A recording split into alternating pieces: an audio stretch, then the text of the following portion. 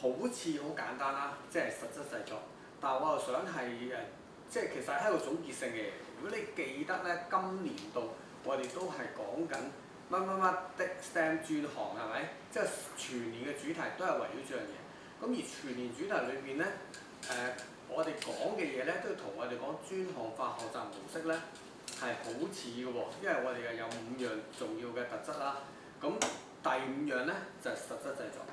咁點解擺喺第5咧？同埋點解係最後先講呢樣嘢咧？因為就係重要咯。其中嘅諗法，STEM 嘅活動咧有好多種。呢度咧就羅列咗有8種啦，佢哋開當8個唔同嘅層次，應該就冇漏㗎，係嘛？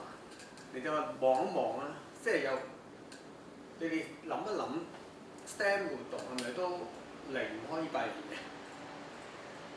香港嚟講啊，即係都係呢8樣嘢嘅啫。即係可能會遊走，可能有啲好 DT 嘅呢啲，好科學嘅，咁有啲可能好電子嘅，即係都係遊走喺，但係全部都係動手嘅，即係都係呢部分。咁跟住我諗啦，咁究竟實質製作做啲乜嘢咧？咁有啲咧就係好 science 㗎嘛 ，science 嘅話咧就會做呢一紮嘢啦，咁佢只可能懵懵地即係個黐咗底食。比賽啊，或者做啲手工製作啦、遊戲啦、探究啦、實驗啦、戶外探索啦，即係類近嘅嘢啦，好多都會做呢啲 science。咁呢個係 technology 嘅話咧，就會係做好多啲模型嘅嘢啦，係做一嚿嘢出嚟，感覺上有啲唔同啦。咁如果係工程嘅咧，工程都有喎，工程可能有啲咧係做一啲嘅挑戰啦、承重挑戰啊、橋梁設計啊，嗰個見過有間學校就係、做啲橋出嚟，跟住就揾啲車碌過去，睇下行唔行到過唔過到。其實呢啲根本就係 engine 做嘅嘢嚇。咁到數學都有好多喎，係嘛？咁呢個 map 咧好多唔同嘅活動喎。咁呢啲活動有咩特點咧？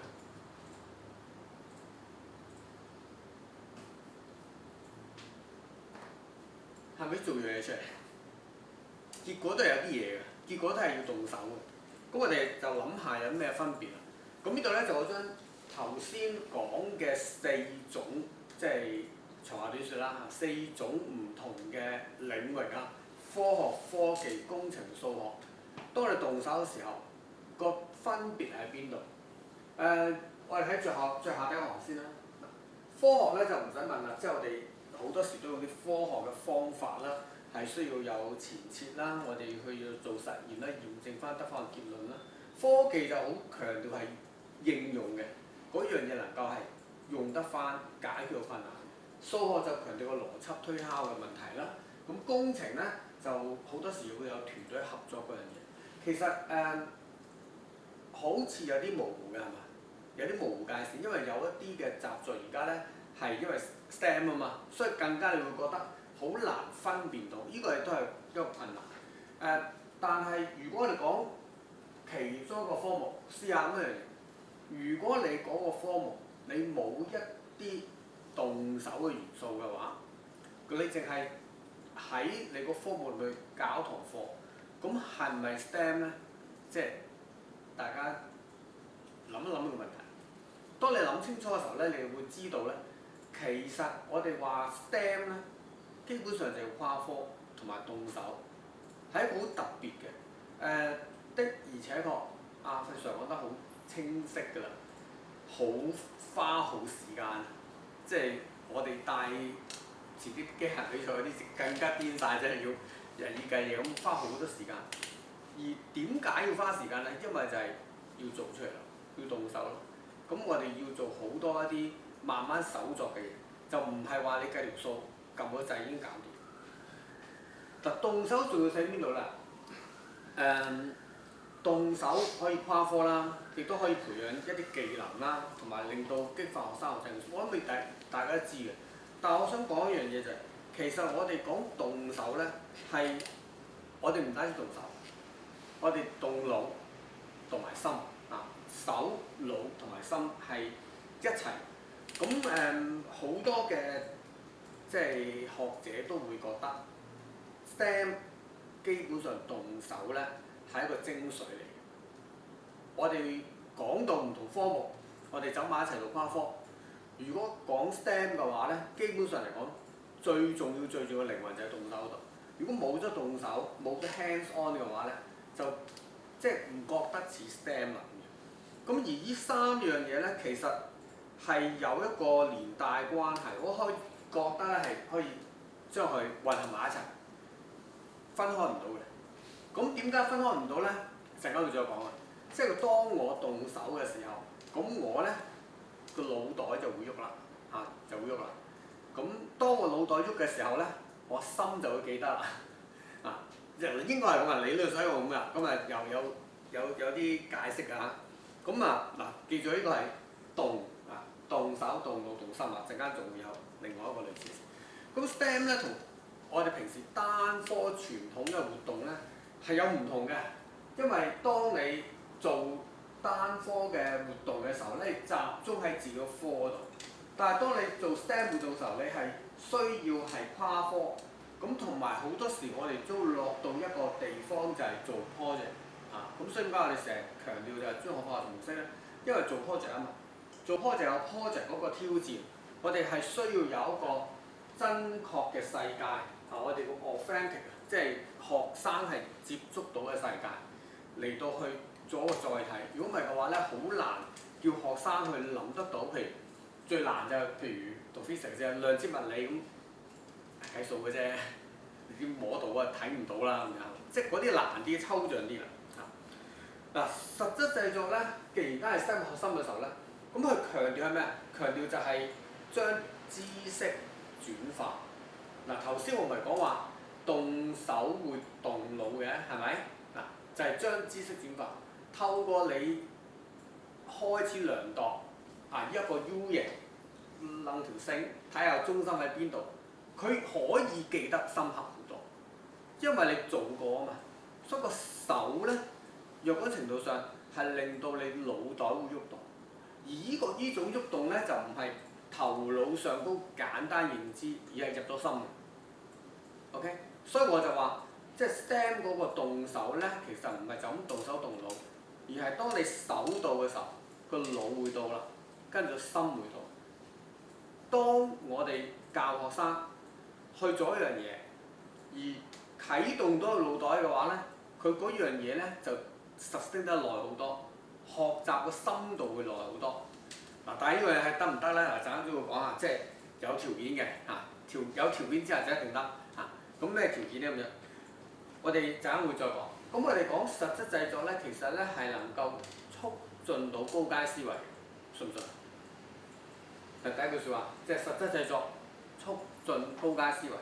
乜嘢意思？即係話高階思維個人諗嘢嘅能力高咗。如果個人佢時常動手做好多嘢嘅話咧，其實思考能力會高啲嘅，高階思維會強啲嘅。咁你可能就會覺得都唔係啊。咁即係以前穿膠花嗰啲成日即係都要喐手嘅啫嘛，但係又係咪一定會醒好多咧？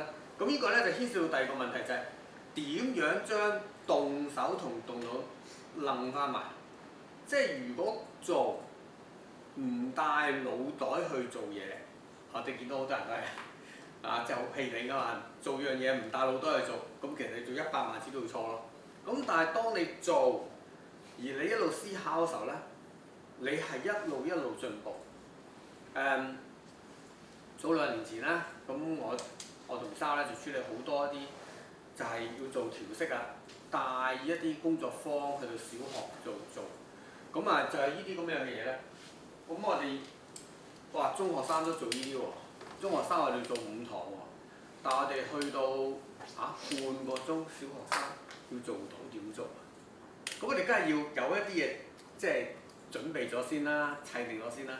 咁好多零件擺晒喺袋裏邊，即係呢度好多零件。咁你就要執跟住有啲要穿有啲要擰咁即係就好清楚啦，見到咧啲動手能力高嗰啲，根本上隻手掃埋去就已經可以即刻做多一樣嘢。第一次做可能就咁樣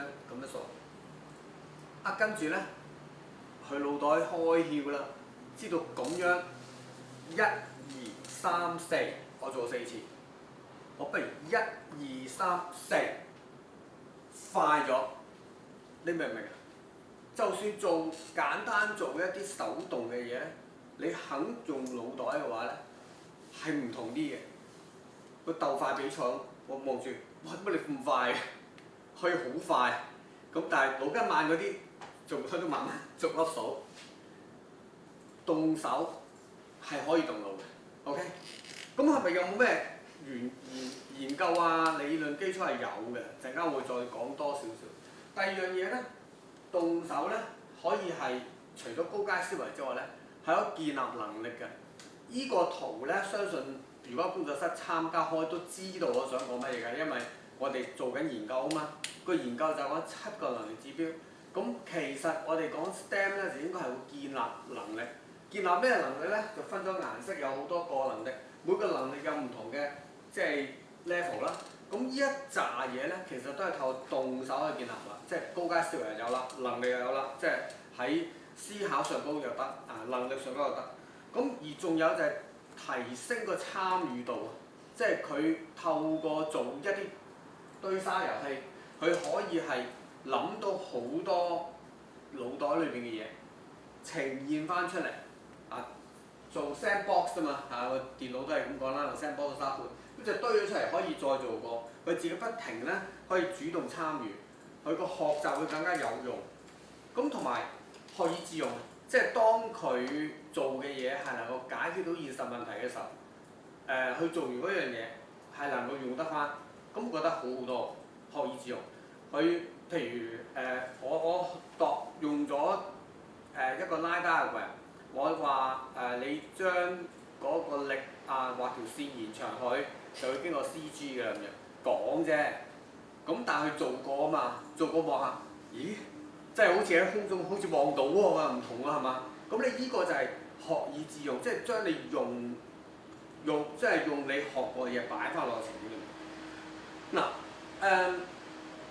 淨係齋講理論同埋實質製作嘅分別喺邊度咧？呢度好簡單，同大家即係有一個表去比較咗，一個主動，一個就被動。咁跟住落嚟咧，就同大家講下點樣可以係手帶到腦，同埋個理據喺邊度咧咁樣。可能有部分參加得落，你聽我講過部分嘅嘢㗎啦。咁因為我哋腦袋好得意，我哋個腦袋咧就係會將啲經驗累積嘅。頭先講咗啦，當我哋去接觸一啲物料一啲嘢嘅時候，我哋就會識得咧去思考啊嘛，睇到唔同嘅情況。譬如頭先我講就係有 A、B、C、D 4樣嘢，我要執落個袋裏邊。咁如果逐樣執1、2、3、4、5、6、7、8，我行咗八程，我手行咗8程。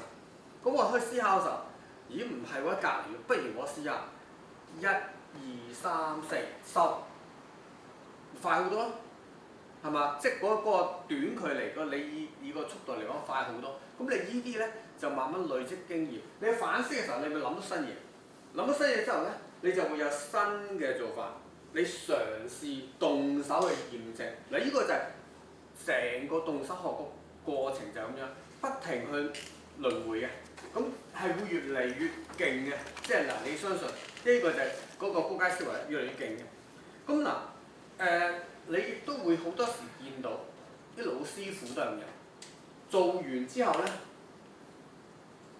佢會諗下，最簡單就係刨完塊板咧，佢都要揾隻單呢隻眼望下，其實個望下咧，佢個腦袋諗緊嘢，睇緊屏，係嘛？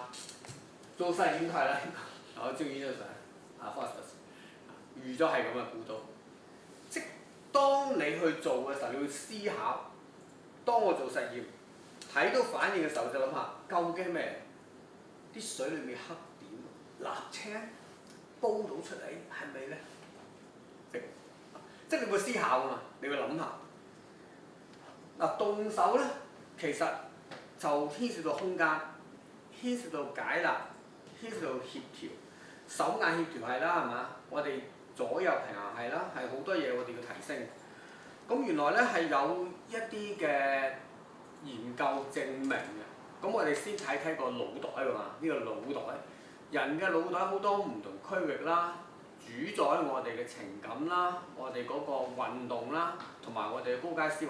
咁啊嗱依度啊，最前端呢個位置咧，即係唔係我講嘅啲生物學家講啦，就係、高階思維嘅地方，呢個位置，呢個位置。咁咧，呢個位置咧就係情緒反應，杏仁核呢個位置，喺最中心。咁中間劏開依節仔咧，其實就係負責緊運動嘅。咁當即係我都唔知嗰啲以前嗰啲人點做實驗啦，話打開個腦嚟睇㗎嘛，即係當佢運動嘅時候，就嗰部分會喐嘅。OK， 做咗個實驗，呢個實驗咧係有人做過，個實驗咧就係去打開個腦，佢畫嘢 ，OK， 跟住再打開個腦，叫佢唔好畫嘢，諗下點畫嘢。嗱，你明個實驗點做啊？首先第一個就係畫嘢，睇下個腦裏面邊度喐。跟住第二個咧就係你唔使畫，你諗下點畫嘢，嘅睇下個腦。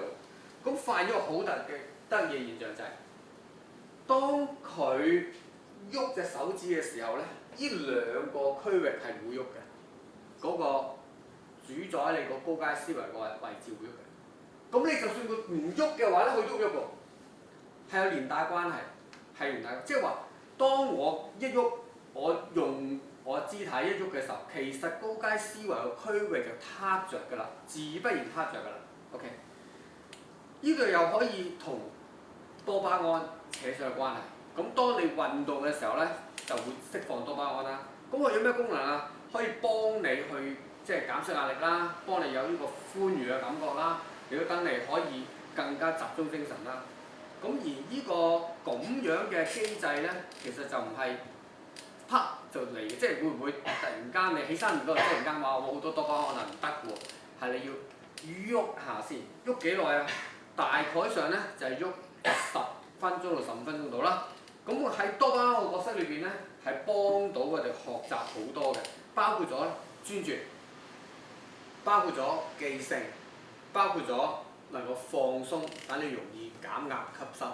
咁呢個係即係好多典籍都有講㗎啦嚇，即係我拋下書包嘅啫。咁既然間係咁嘅時候，知道10到30分鐘一般都係咁樣嘅。咁我哋諗下我哋小朋友啦，佢哋喺個工場度做緊嘢啦，呢我有小朋友影緊相啊。咁佢唔介意，所以佢想唔使俾佢。咁啊，10分鐘之後，腦袋開竅啦，等於你喐佢啦嘛，佢前面開始區域㗎啦。喺嗰陣時做到咩？就係同佢講嘢，係嘛？啱唔啱啊？佢未曾喐嘅時候，你同佢講，佢可能瞌眼瞓。但係當佢喐嘅時候，開始醒嘅時候，你就嗰陣時同佢講嘢。咁所以我哋咧喺我哋講嘅課堂3部曲裏邊咧。其中有一個部分，你叫洋葱式教法，就係中間課堂推行嘅部分，大概係咁樣嘅。我而家放大咗俾你睇。咁我哋出去分啦個課節啦，當你2堂課40分鐘、80分鐘到啦。咁我哋呢度咧就佔咗1個鐘頭15分鐘一節，係咪？中間斷開咗2分鐘、2分鐘，15分鐘俾你做嘢，俾佢動手試嘢。當佢試嘅時候，開始個腦前面開始激活啦，你叫佢埋，你有2個好處其實。第一方面唞下啦，即係你一路係咁做嘅時候，好攰噶嘛，你要銳弄啊、穿線好攰噶嘛，唞唞先啦，唞下手先啦。第二方面喺嗰陣時同佢講嘢，講啲乜嘢咧？係講一啲誘發佢高階思維嘅問題。嗱，唔好講廢話，佢會記住嗰段時間好吸收嘅，唔好吹水。係嗰段時間同佢講啲高階思維嘅問題，唔好問啲低層次，即係唔好問係咪啊，係啲乜啊，係咪點解？唔係點做，唔係點解會咁樣，咁佢咧就可以吸收得好好多。所以話實質就係個靈魂咧 ，STEM 嘅靈魂就係個實質制度。我哋喺嗰個位置裏邊咧，係幫學生去打通佢任督二脈。佢一做嘢嘅時候，我哋俾佢做，佢會有一個感覺就學習啦。呢個就學習感覺啦。但係呢個學習就唔係一般嘅學習啊。咁呢個學習咧，頭先講咗係有2個好重要嘅好處，唔知大家記唔記得？即係重要嘢再講下。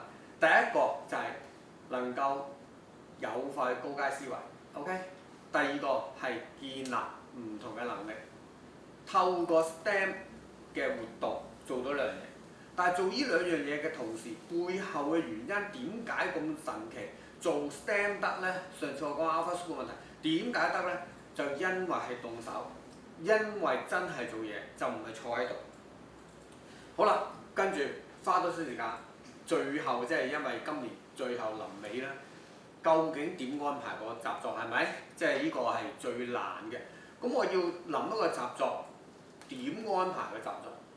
咁我哋試下啦，即係好多時我哋都講下啦，即係 project 啦 ，project 梗係都有上好多堂啦，咁梗係有5大要素啦，我講好多次啦。咁我哋有專項合作模式啦，都講過啦。咁我哋其實根據專項合作模式呢3樣嘢咧，我哋係有3張 worksheet 嘅。咁有興趣嘅老師可以問我，或者咪收啦，俾你哋參考，咁你直接翻去填一次咧，都會知道點做。但係你填張表之前，其實你有諗法先填噶嘛。個問題就係個諗法未有，咁點做咧？通常都會係問呢啲問題嘅。你諗下你做 project 咁樣，一係就俾老闆問，喂，你今年同邊科合作交個 project 啦，跟住你就呆咗喺度，咁即係做咩啊？老闆叫你諗，你諗啦，唔係老闆諗啦，唔好問翻老闆轉頭啦。跟住可能你話，唔係喎，我好想即係揾到架車仔，例如好似阿費 Sir，見到嗰個咁樣嘅木嘅裝置，我想做呢樣嘢，係嘛？咁呢個 project 咯，咁就由嗰度開始，咁點樣發展落去咧？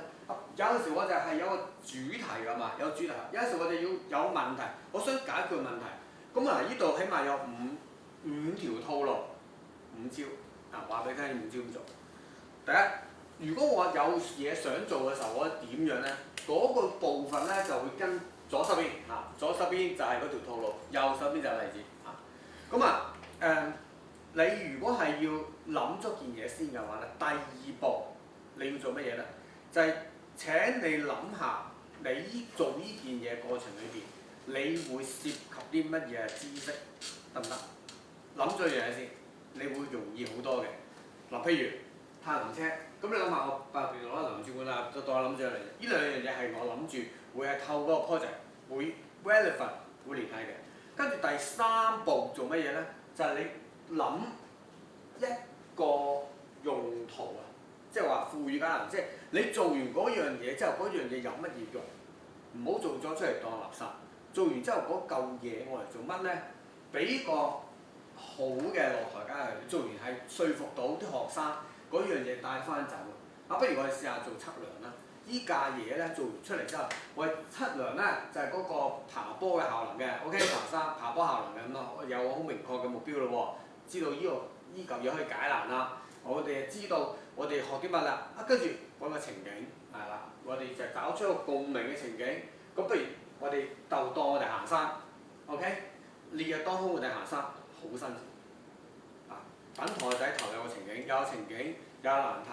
咁我哋唔好忘記，我哋要加入一啲嘅探究元素。OK？嗱，喺度講就次倫理啦，係咪速度咁樣？OK， 大概上明啦呢個方法。咁如果你話唔係喎，我開始嘅時候我唔係諗做件乜嘢，我諗咗想學啲乜嘢。譬如我想學光學嘅折射。OK？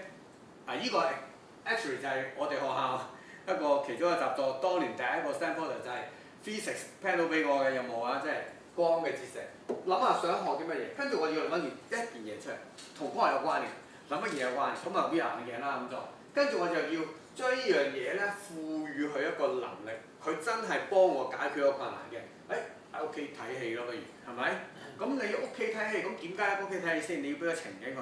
而家我哋好多啲 Netflix 好多啲即係串流嘅 video 啊嘛，戲院冇得睇，我有所以戲院嘅感受好震撼咁樣，有 VR 就得咯。咁就俾個好嘅情景佢，跟住我哋加啲探究元素落去，不如度下眼睛啊、眼距啊嗰樣嘢，加啲嘢落去，豐富咗嗰個成個情景，得唔得？呢個第2條套路。第3，我哋情景行先喎。咁有啲學校就會因為大主題會定情景，咁你定咗情景之後，你應該個步伐點做咧？就應該揾個問題出嚟先。其實呢個咧就好跟我哋所講設計循環㗎啦。如果係由一個情景開始，第2步就應該揾個問題，喺情景裏面揾個問題。譬如話環保咁有個大情景嘅環保，咁我哋不如話，揾到好多膠樽喎，好多小，咁你諗下，多膠樽你會做一樣乜嘢出嚟先個實物？啊，做一個膠樽嘅回收桶，OK。咁你做個膠樽回收桶之後，咁我點去加啲聯繫知識啊？譬如我試下分類啦，用 AI 鏡頭識別啊，分類啦，或 3D 打印嚿嘢啦，咁呢啲咪我哋喺科技或者喺 ICT 嗰啲嘅知識嗰度做聯繫啦。咁最後，咁我哋不如加啲探究元素，我哋 AI 嘅時候要影佢噶嘛，抌咗個樽落去嘅時候黑麻麻，咁你要有光啊嘛。不如我睇下，喂唔同嘅光線啊，背景光邊個會最有效去做到個分類咧？加啲探究元素。OK，咁呢個第三個。第四個，如果我有個實質問題要解決，咁我點樣去規劃個 project 咧？嗱，又係左手邊嘅套路，右手邊例子啊。譬如話沙灘上有垃圾，我哋要揾個情景啦，都係咁嘅情況嘅情景。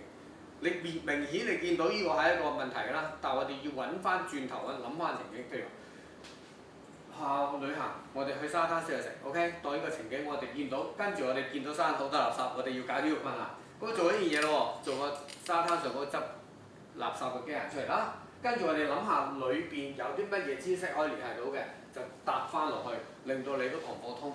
最後咧，我哋就加翻啲探究元素。基本上咧，我去設計唔同嘅 project 咧，呢幾年都類似係咁樣嘅，即係唔係一本通書睇路路。設計循環就一定係由即係情景開始問題咁，但係個世界上唔係咁走啊嘛。有陣時我係想做某一樣嘢先，咁我哋要諗通佢嗰樣嘢點可以能夠搭通晒所有嘢。OK，咁啊希望呢啲可以幫到大家解決你哋嘅困難啦，係嘛？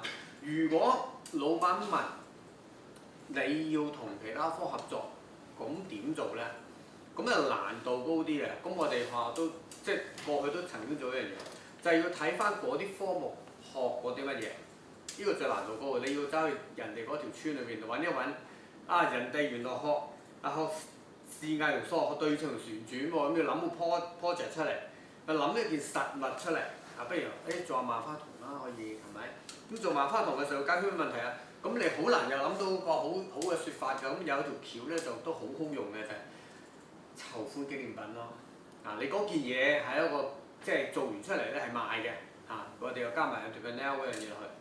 咁佢哋有說服力，你嗰樣嘢實質上有用㗎嘛？咁跟住我哋就定個情景啦。譬如我哋今次係做個文物保育嘅個情景 ，OK，咁我哋要籌款，根據文物保育，我哋希望籌款俾個文物保育嘅協會處理啦。跟住我哋要做個萬花筒出嚟，下次用社科同埋數科嘅知識加入一啲嘅探究，講翻轉頭，成件事情咁完美咗，得唔得？咁應該都足夠你用㗎。應該我相信有咁多種方法咧，都可以再研究啦。當然，如果係有需要嘅時候咧，可以再直接揾我都得即係同你傾下點可以將個 project 可以做得好啲，好嘛？咁我就